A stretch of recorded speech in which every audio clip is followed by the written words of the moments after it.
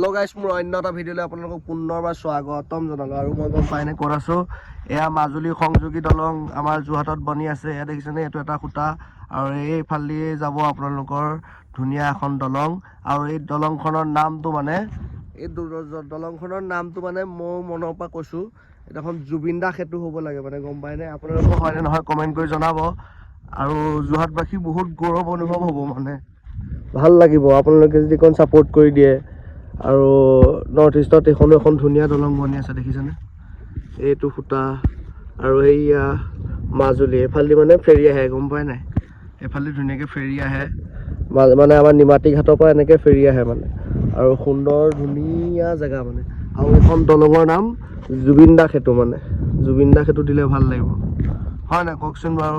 যোৰহাটবাসীকতো কি বুলি কয়, ইয়ালৈ নানিলেও এবাৰো, তাৰপিছত এইবিলাক অকণমান হ'লেও দুখ লাগি আছে ন।